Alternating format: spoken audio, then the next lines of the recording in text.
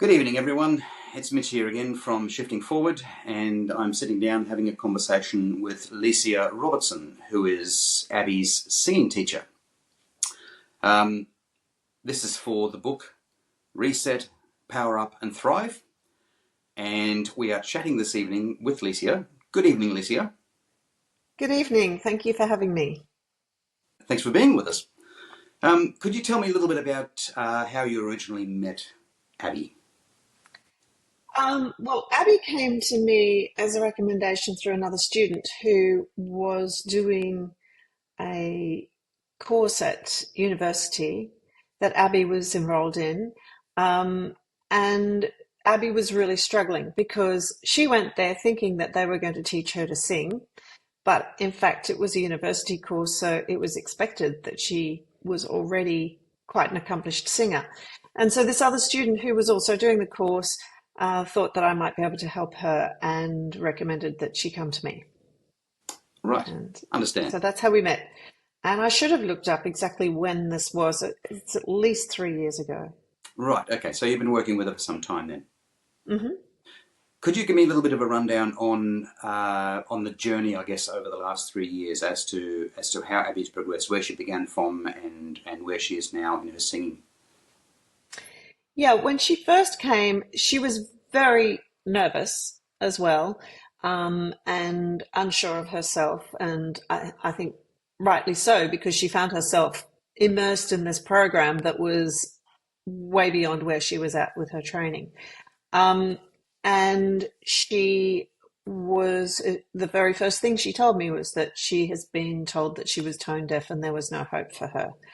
Um, I didn't believe her because she clearly wasn't tone deaf by the time I met her, Right. although she did have struggles with learning music and learning new melodic patterns, but she wasn't as profoundly challenged as she has since told me that she was in the beginning. The term tone deaf, we hear that from time to time. Is there such a thing, in your opinion? Yeah, it's a spectrum. There is a very small percentage of people that have what they call amusia, which is tone deafness. Usually, people who are tone deaf are unable to reproduce pitches, but some are even more profoundly tone deaf, and this is what Abby described as herself, was unable to tell the difference if you played or sang two different notes. She couldn't tell whether they were the same or different. And that's pretty profound. Yeah. But over Let time, alone she's try she. to, Sorry, you yeah, go. sorry, I was about to say, let alone try to reproduce those notes. Right. So she couldn't tell whether they were different or not. And she could certainly not reproduce them. But somebody um, through one of the choirs that she worked with gave her a lot of support in developing some skills with that before she came to me. Right. So when she came to you, she could hold a tune. Um, of sorts, Yeah. yes, not accurately or Yeah. consistently, um, but yes, she was able to follow a melodic pattern and learn it. But it took her a lot longer than most people. Right. Okay. What sort of time span are we talking? Um, yeah, probably sort of what somebody else might pick up within a couple of minutes would take Abby several weeks to pick up. Right. Okay. And that must take a lot of dedication to do that.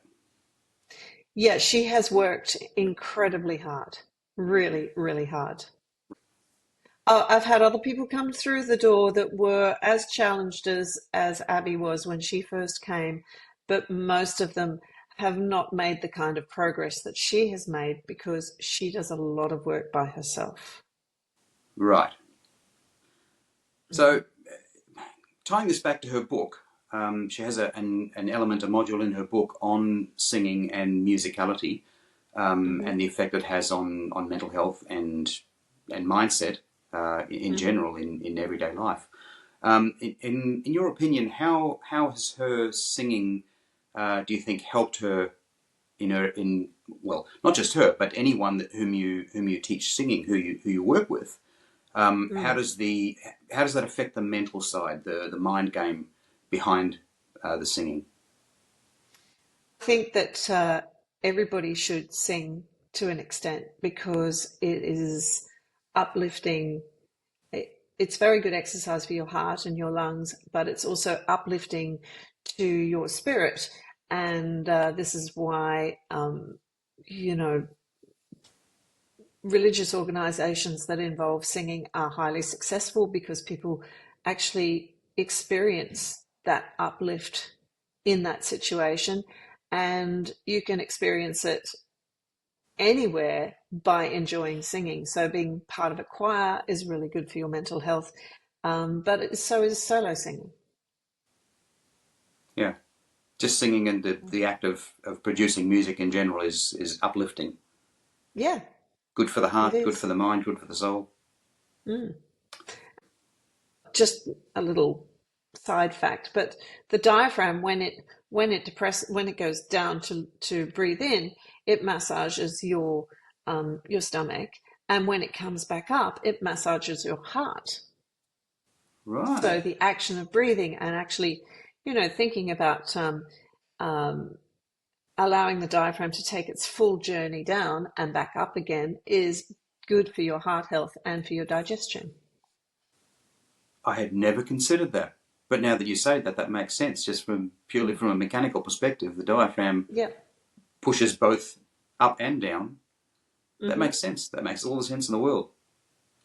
Mm. That's fantastic. Is it? Do Yeah, you it's in your singing? Do you go into the physiology of it? Do you explore more into what makes the mechanism work properly to produce better sound for your students? oh, absolutely. Yeah, because everybody's anatomy is similar, but their physiology is slightly different. And so if you can understand how the basic anatomy works, you can actually understand uh, why breathing is important. You can understand, how resonance works. You can understand how resonance works for different styles of music. So the vocal setup for different styles of music is quite varied. And for instance, I'm a classical singer, but you wouldn't sing a pop song with the kind of vocal setup that I have trained so hard for, Of um, course. because it would sound ridiculous. Yeah. So neither would you sing an operatic aria with a pop setup, but Yeah. they're both got their merits and they're both difficult to develop and nurture, um, and you can learn to do both. Yeah. Um, it may come to the point, if you want to be an opera singer, that you might need to specialize for a while, however, because it does take a lot of training. Yeah. Yeah. And that makes Yeah. sense in what you're saying. Is that they are both singing, but they're completely different things. Yeah. I guess in a Yeah. way, it's you could compare it to a taxi driver and a race car driver. Both have a steering wheel in their hand, but they're doing entirely different things. Exactly. But they both have to learn to drive basically first. Yeah. Yep. And Yeah. then it That's a takes very a good a analogy. lot of time, particularly for a specialist, for like a race car driver in this case, or a singer, an Yeah. opera singer. Mm. The element of perseverance, you just touched on it briefly before when you were talking about Abbey. Um, the perseverance is something that for some, I guess, singing naturally just is either already in them or it just comes out naturally. But for others, they have to persevere a lot longer with that. Do you see people falling by the wayside and giving up and just deciding it's not Oh, something they could do? definitely. Definitely. And, even in my own career, I saw people fall by the wayside. And for myself, singing didn't come naturally. I had to learn how. I wasn't a good singer naturally. Right. Um, It took and time, it was a long journey. It was a long journey, yeah. but look at you now. Yeah, and if I hadn't done what I did, I wouldn't be able to teach. And I really enjoy teaching. I enjoy teaching a variety of different kinds of people who have different needs. So on the one hand, I might have Abby or somebody else that's similar in their challenges that they're trying to overcome, and then the next person that walks in the door is wanting to become, an R&B singer, and the Right. next person might be just doing it for fun, but it still gives them so much pleasure that it's fun to work with. So, how do you go switching from style to style as different students come in the door? How do you adapt to that from one student to the next? Well, as far as musical style goes, um, it's a challenge for me because sometimes I can enjoy the music that they want to sing, but there's no way that I could perform it. Um, However, as far as vocal technique and vocal setup goes, I've gone to great lengths to understand what they need. And I find that most of my students who are driven to sing styles that are outside my comfort zone um, actually have quite a good innate understanding of the style themselves. But for the vocal technique that they need to be able to do what they want to do is where I come in. Right. Um, I understand you haven't yet read the whole book, but you've touched on a little bit of it. Um, in your opinion, how do you see the concepts discussed in the book that would that relate to singing and music help people in their life in general? Um, yeah, in general, I think there's not very much that's more terrifying than getting up in front of a crowd and singing I would for agree with most that. people.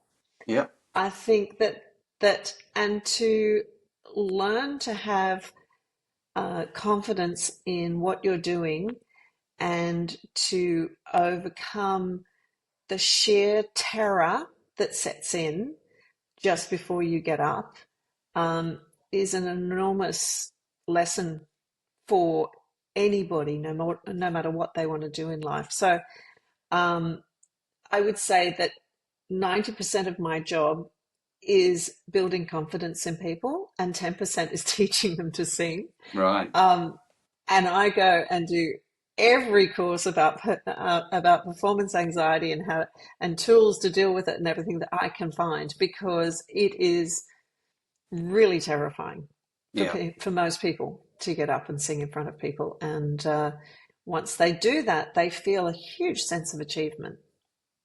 And I guess you wouldn't be alone in that. There's music teachers all over the country and probably all over the world who are dealing more with performance Mm. anxiety than with actually singing.